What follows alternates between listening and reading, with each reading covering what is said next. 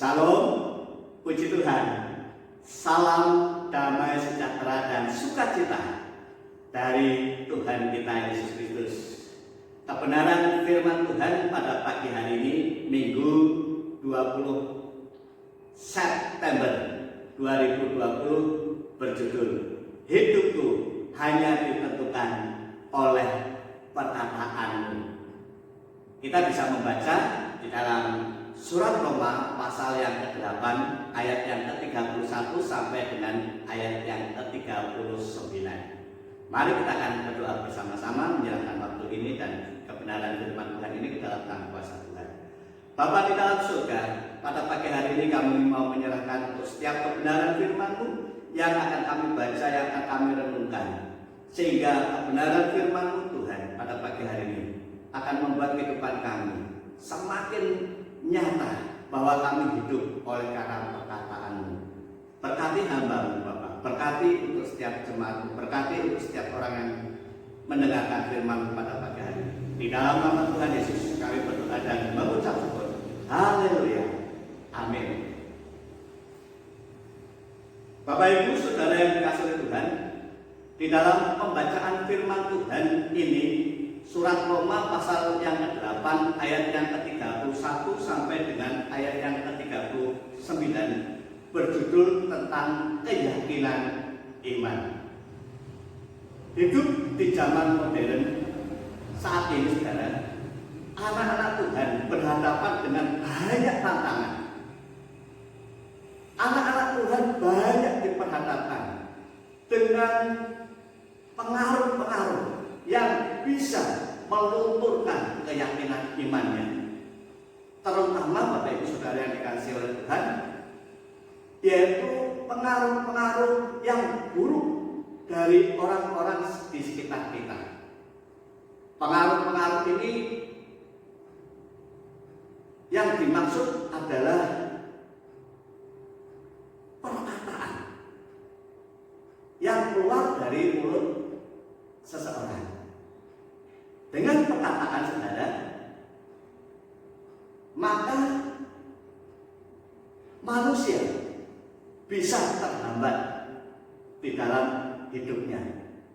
Melalui perkataan akan menghambat kehidupan manusia. Saya beri contoh Bapak Ibu Saudara yang dikasihi oleh Tuhan. Dengan perkataan seseorang bisa menjadi retak, bisa menjadi putus di dalam persaudaraan.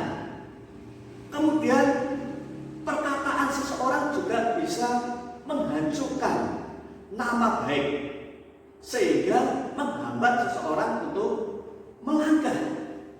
Kemudian Bapak Ibu Saudara yang dikasihi Tuhan, dengan perkataan seseorang juga bisa depresi. Seseorang bisa stres. Bahkan melalui perkataan seseorang juga orang lain bisa bunuh diri. Dengan perkataan seseorang bisa imannya bisa terhambat. Kemudian yang lebih memprihatinkan lagi adalah dengan perkataan bisa membuat seseorang meninggalkan Tuhan. Kalau di dalam kebenaran firman Tuhan yang kita baca saat ini, bahwasanya memang kita berada pada posisi-posisi sebagai orang-orang yang sedang dihambat melalui perkataan mereka. Terkadang kita mengalami hal-hal yang demikian, saudara.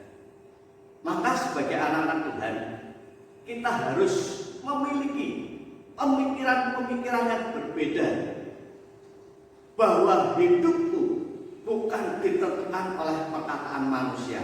Hidupku bukan ditentukan oleh perkataan seseorang, tetapi hidupku hanya ditentukan oleh perkataan Tuhan. Hidupku hanya ditentukan oleh firman Tuhan. Jadi Bapak Ibu Saudara yang dikasihi oleh Tuhan, apapun ketika orang berkata tentang diri kita, apapun ketika orang berkata hal-hal yang negatif tentang kita yang akan membunuh, yang akan menghambat setiap pertumbuhan dan karakter kita, maka sebagai anak Tuhan, jangan kita patah semangat, jangan kita putus asa, jangan kita menjadi stres, jangan kita akhirnya menjadi orang-orang yang putus pengharapan. Kita bisa depresi. Oleh karena itu Bapak Ibu Saudara yang dikasihi oleh Tuhan, jangan sekali-kali kita meninggalkan Tuhan oleh karena perkataan-perkataan yang mungkin membuat iman kita, perkataan-perkataan seseorang yang membuat iman kita menjadi tenggelam. Firman Tuhan pada pagi hari ini akan menguatkan kita, bukan hanya perkataan saja, tetapi hal-hal yang mungkin akan membuat kehidupan kita digoyahkan, iman kita akan digoyahkan. Tetapi melalui kebenaran firman Tuhan pada pagi hari ini, di dalam surat Roma pasal yang ke-8 ayat yang ke-31 sampai dengan ayat yang ke-39, kita percaya bahwa di dalam ayat yang ke-31 dikatakan, siapa sebab itu, apakah yang akan kita katakan tentang semuanya itu? Jika Allah di pihak kita, siapakah yang akan melawan kita? Bapak Ibu Saudara yang dikasihi oleh Tuhan, kita tahu bahwa melalui kebenaran firman Tuhan yang saat ini sudah Bapak Ibu Saudara baca di dalam Roma pasal yang ke-8 ayat yang ke-31 ayat sampai dengan ayat yang ke-39, di sini akan menjelaskan kepada saya dan saudara bahwa apapun perkataan orang, apapun perkataan negatif yang dilontarkan oleh seseorang, tidak akan memisahkan kita dari kasih Allah. Sebab apa saudara? Sebab Allah ada di pihak kita. Ini luar biasa saudara. Jika Allah di pihak kita, maka segala sesuatunya akan di dalam kendali Allah, akan di dalam kuasa dan tangan Allah. Oleh karena itu Bapak Ibu Saudara yang dikasihi oleh Tuhan, yang kedua, bahwasanya Allah adalah pembela kita. Mari kita akan membuka bersama-sama di dalam ayat yang ke-34. Kristus Yesus yang telah mati, bahkan lebih lagi yang telah bangkit, yang juga duduk di sebelah kanan Allah, yang malah menjadi pembela kita. Bapak Ibu Saudara yang dikasihi Tuhan, perkataan-perkataan yang diucapkan oleh seseorang memang bisa membuat kita menjadi sesat, sehingga kita akan tenggelam. Tetapi saudara, kita punya Allah. Di sini dikatakan Allah adalah pembela kita. Haleluya. Lalu yang ketiga, Bapak Ibu Saudara yang dikasihi oleh Tuhan, apapun yang kita hadapi, baik itu perkataan, baik itu penindasan, baik itu kesesatan, penganiayaan, kelaparan, keteranjangan, atau bahaya pedang, segala sesuatu itu tidak bisa memisahkan kita dari kasih Allah. Jadi apapun saudara, apapun yang kita hadapi, apapun yang kita dengar dari perkataan-perkataan orang yang negatif yang akan menghambat perjalanan kita hanya bisa mendengar saja saudara. Tetapi saudara, itu tidak akan menghambat perjalanan hidup kita, tidak akan menghambat pertumbuhan iman kita, sebab Allah di pihak kita, sebab Allah membela kita, dan kasih-Nya tidak akan memisahkan kita dari kasih Allah. Kemudian Bapak Ibu Saudara yang dikasihi oleh Tuhan, di dalam perjanjian lama pun, di dalam Mazmur pasal yang ke-9 ayat yang ke-5, di sini dijelaskan bahwa sebab Engkau pembela perkaraku dan hakku, sebagai hakim yang adil Engkau duduk di atas tahta. Kita tidak perlu lagi khawatir apapun yang dikatakan oleh orang terhadap kita, hal-hal negatif, hal-hal yang akan menghambat karir kita, hal-hal yang akan menghambat pertumbuhan rohani kita. Allah adalah pembela kita. Kemudian di dalam Mazmur pasal yang ke-18, di sini juga dijelaskan, Mazmur pasal yang ke-18 ayat yang ke-7. Ketika aku dalam kesesakan, aku berseru kepada Tuhan, kepada Allahku, aku berteriak minta tolong. Ia mendengar suaraku dari baitnya, teriak minta tolong kepadanya sampai ke telinganya. Saudara, jangan depresi, jangan stres ketika mungkin ada pihak-pihak yang akan menyerang kita. Kita adalah orang-orang yang menang. Mazmur pasal yang ke-18 ayat yang ke-7 dikatakan bahwa ketika kita teriak minta tolong kepada Tuhan, Tuhan akan mendengar dan teriakan kita akan Tuhan dengar, sehingga kita akan lepas dari segala kesesakan. Ada satu pujian yang akan saya persembahkan bagi Tuhan, sehingga kita akan bersama-sama dikuatkan melalui firman Tuhan ini, melalui pujian ini.